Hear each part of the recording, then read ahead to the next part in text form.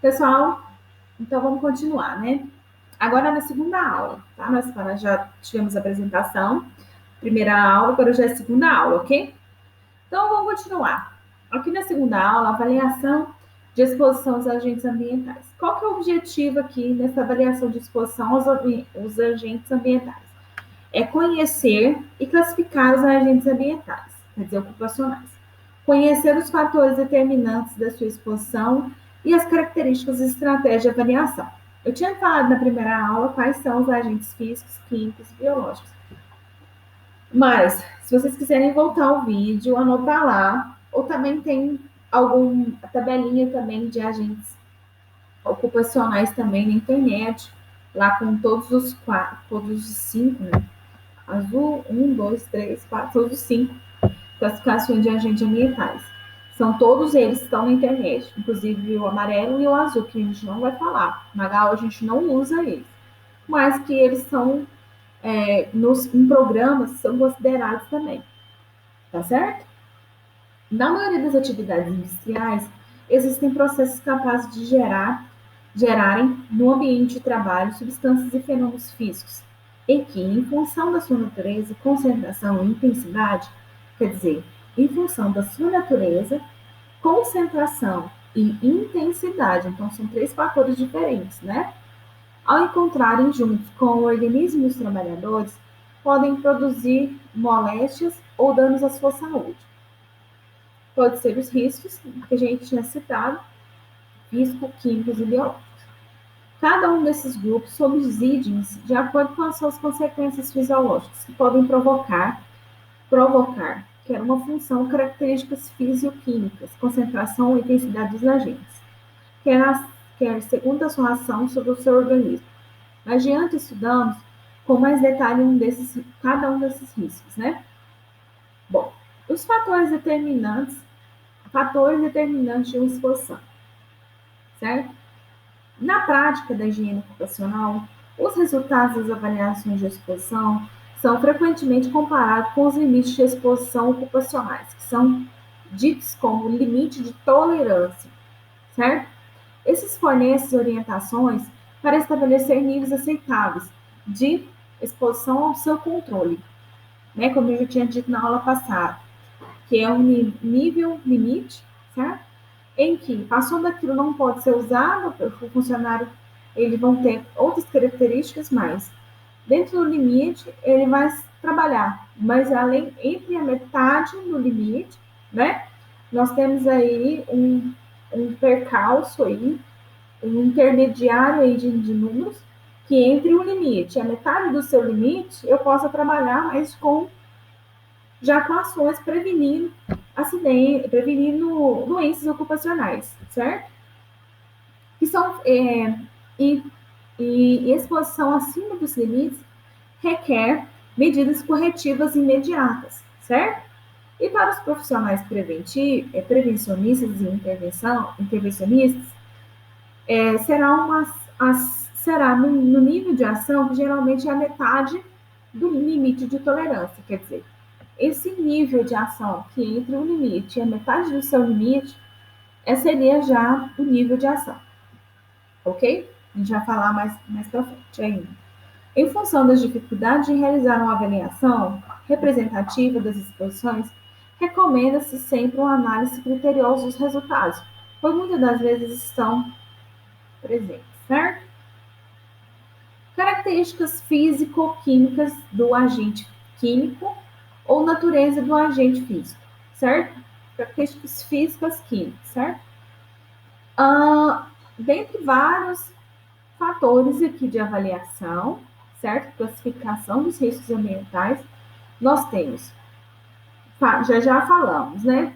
Fatores determinantes de uma exposição. Agora, a segunda seria características, primeiro, né? Características físico-químicas do agente químico, natureza do agente físico, né?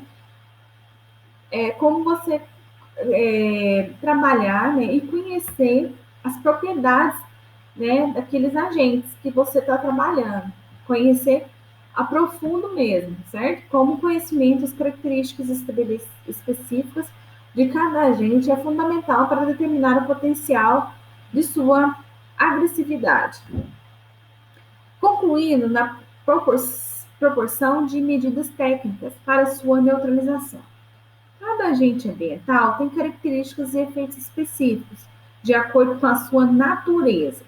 O primeiro passo na avaliação da exposição é a identificação dos agentes presentes e as possíveis consequências dessa exposição. Por exemplo, um gás, né, ou um vapor de um agente químico que irá afetar a distribuição e concentração no meio ambiente, que podem provocar problemas no pulmão, por exemplo. Então, você vai avaliar todas as características físico-químicas daquele agente, né, em específico, como você olhar um rótulo, né, de produtos, por exemplo, e você analisar se ele é aceitável, tolerável ou não tolerável, entendeu? Como você olhar, por exemplo, que boa. Tem pessoas que tem pessoas que o produto químico, né, ele provoca ele provoca alergias, por exemplo. Então, na verdade, o Kibon é uma marca alvejante, né? Desculpa se eu estiver falando errado, mas todo mundo conhece, né? É um produto que todo mundo usa em casa. Então, assim, pode provocar em algumas pessoas, no uso diário deles, consequentemente, todos os dias, pode provocar alergias, pode provocar acidentes, pode provocar intoxicação, né? Porque a Kiboa misturado, por exemplo, com... Alguém já misturou Kiboa com um produto de limpar pisos, como aquele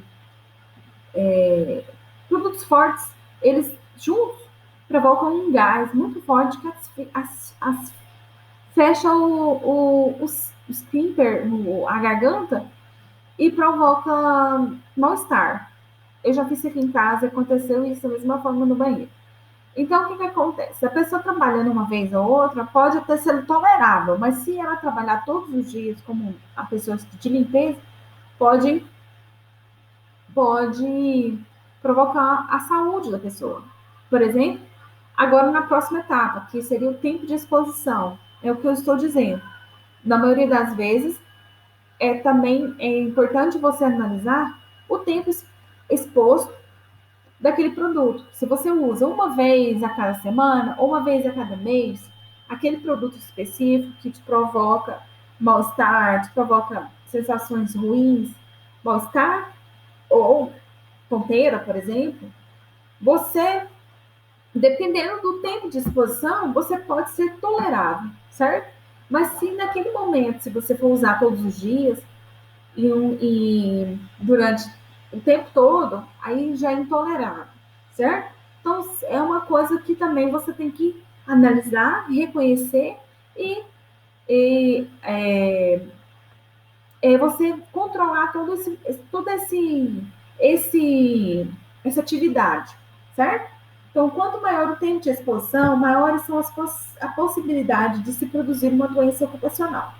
O tempo real de exposição será determinado considerando a análise da tarefa desenvolvida pelo trabalhador. Essa análise deve incluir estudos tais como tipo de atividades e suas particularidades, momento do trabalhador ao efetuar um serviço, jornada de trabalho e descanso. Devem ser consideradas também durante a jornada total de trabalho. De forma subsidiária, o dimensionamento da avaliação quantitativa da exposição, certo? Quantitativa, você já sabe o que é. É você avaliar em números, tá? E comparar na tabela ou com outros índices. E você vai ver e analisar, né? Se existe já uma ação ali, se ela está trabalhando com a metade do a metade do máximo, né? E aí você já tem que ter ações aí para combater esses agentes, certo? Na próxima etapa, seria a concentração e a intensidade do agente.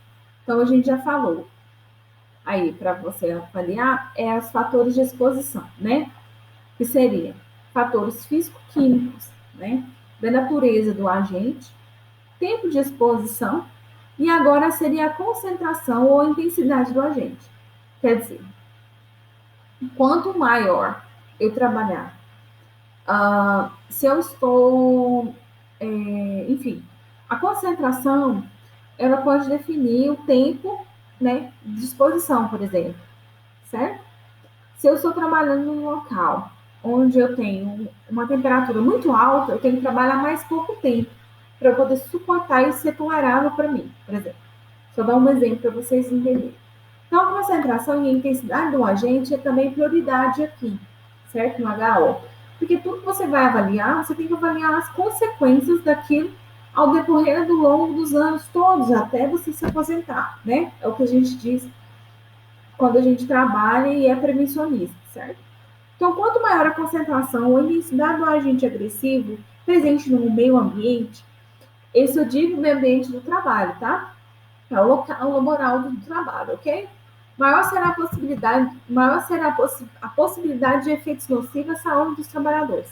A concentração dos agentes químicos ou a intensidade dos agentes físicos devem ser avaliados mediante a amostra nos locais de trabalho, de maneira tal que seja a mais representativa possível da exposição real dos trabalhadores e agentes agressivos. Esse cuidado na avaliação faz-se necessário, pois muitas das vezes estão envolvidos e influenciam diretamente na representatividade, como, por exemplo, citar a temperatura ou em uma exposição de um determinado agente químico.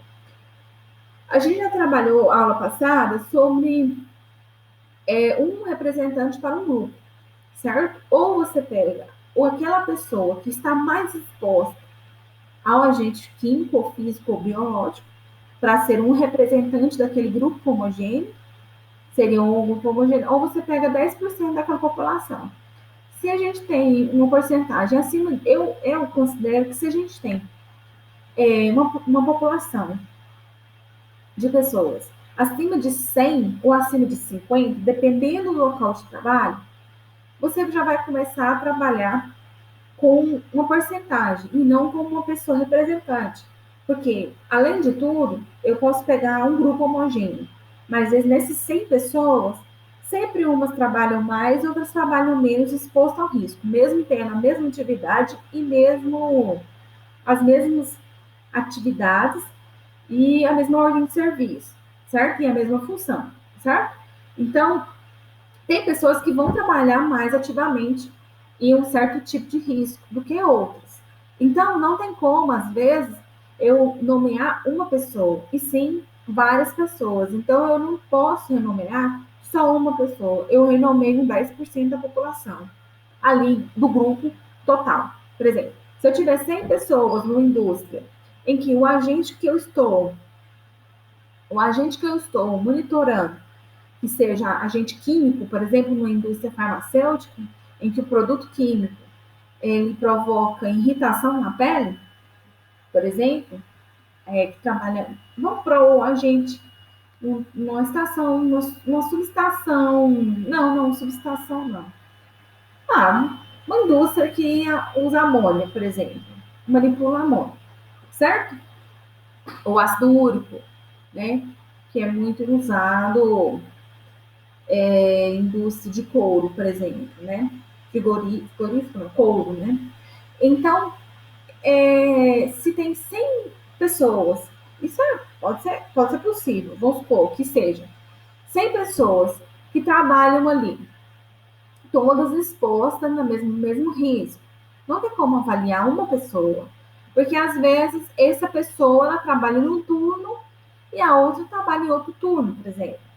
Então, eu significo que se uma pessoa trabalha e eu não consigo representar um grupo homogêneo por uma pessoa a mais exposta, porque eu acredito que pode ser relativamente aí um pouco, desculpa, gente, um pouco difícil de nomear, eu nomeio 10% da população.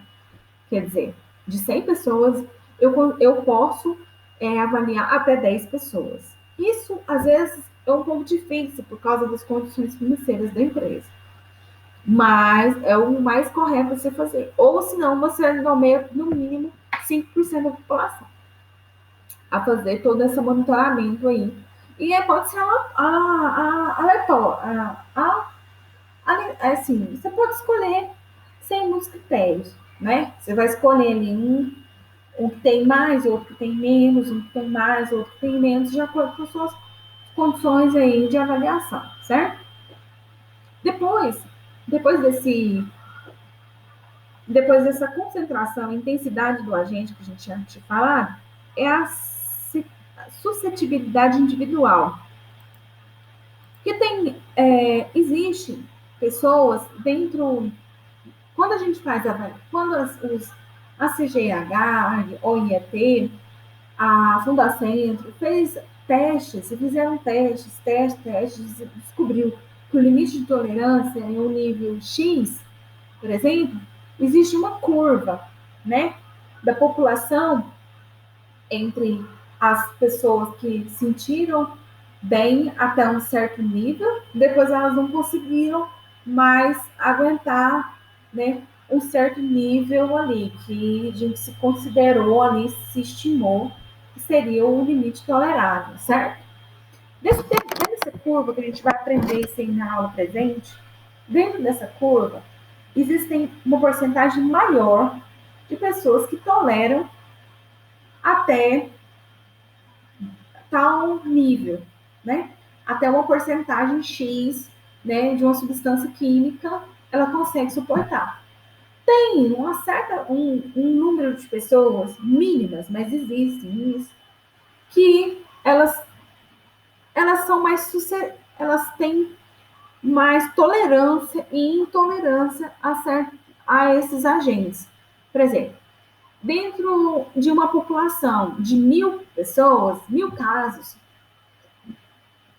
98 pessoas é tolerável até 0,5% zero ponto cinco m 0,005 ppm de carbono, por exemplo.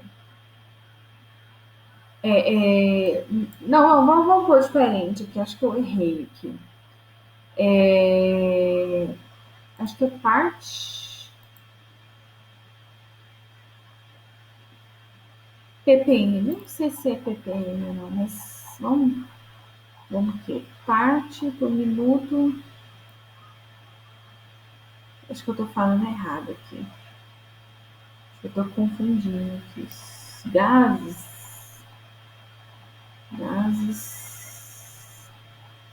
Só um minuto. Eu tô atrapalhando a aula aqui já. Pelo tempo de... Ai. Parte por minuto. Acho que é centímetros cúbicos. Confundindo.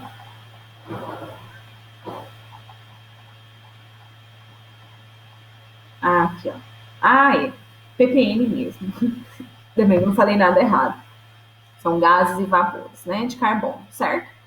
Então, quando o gás, você mede lá, né?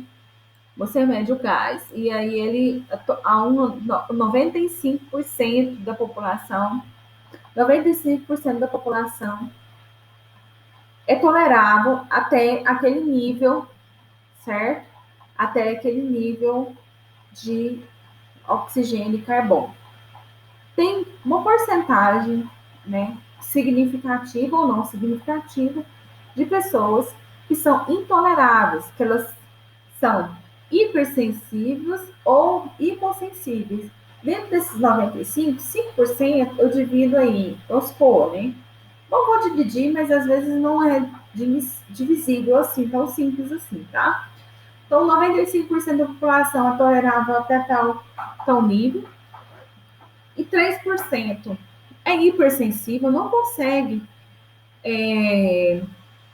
suportar, né, aquele nível alto, eles já conseguem ter sensibilidade no nível mais baixo, como se fosse uma alergia, né? É considerável como se fosse uma pessoa que tem alergia. E aquelas pessoas hipersensíveis, que Passou da dose, do nível ali, elas não conseguem sentir nada ainda, né? Tem pessoas que não conseguem sentir dor, frio. Existem essas pessoas. É muito raro, mas existe, tá bom? Então, dentro de uma porcentagem de nível de ação, elas têm um limite de tolerância acima do normal, certo? Então, vamos continuar aqui. São pessoas hipersensíveis. Sinergismo, né? Que é quando você tem características dois agentes ali concomitantes ali se expondo e provocando um outro tipo de sinergia, né? Como se fossem dois agentes diferentes, né? Provocando ali efeitos mais drásticos para as pessoas, certo? Então você tem que avaliar ele, ele separado, né? O agente químico e físico, ou químico biológico, ou analisar só um minuto, eles avaliar separado, para depois você vai avaliar as consequências deles juntos, concomitantes ali juntos, ok? Continuando, então, as características, depois a gente vai falar agora, né? Aqui, primeiro, a gente viu sobre os fatores determinantes de exposição, que seria agentes físicos, químicos, né, de natureza química e física do agente, tempo de exposição, né, a concentração ou intensidade do agente, né, a suscetibilidade individual, o sinergismo. Agora nós vamos ver características de avaliações ambientais, né, que podem ser qualitativas e quantitativas. A qualitativa, já mandei para vocês um recado, né, que seria o quê? Qualitativa seria eu avaliar os riscos de forma que eu consiga pôr minha exposição, né, de tolerável, não tolerável, não tolerável, né, dependendo da condição e usando EPCs e EPIs. Eu priorizando mais EPCs do que EPIs, tá, gente? O que é mais importante dentro das MRs e no nosso meio de trabalho é você potencializar em ações aí preventivas qual seria o maior recurso seria o EPC do que o EPI. Depois o EPC, se não tiver condições, você vai trabalhar com o EPI. E a avaliação quantitativa é uma avaliação que eu vou medir. Então, reconhecer e identificar é o qualitativo e medir é o quantitativo. Não tem erro, é dessa forma simples assim, tá? E avaliações, estratégia de avaliação ambiental, eu tenho algumas condições. Primeiro, a estratégia de avaliação compreende das seguintes definições, né? Do objetivo de avaliação, dos métodos de amostragem, né? Do tempo de amostragem, dos períodos de realização das coletas e medições, do número mínimo de amostragem, do grupo homogêneo de exposição, certo?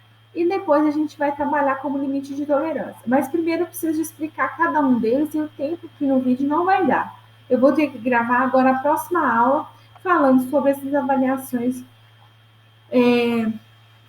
essas estratégias de avaliação ambiental, que são avaliações quantitativas, ok? Muito obrigada.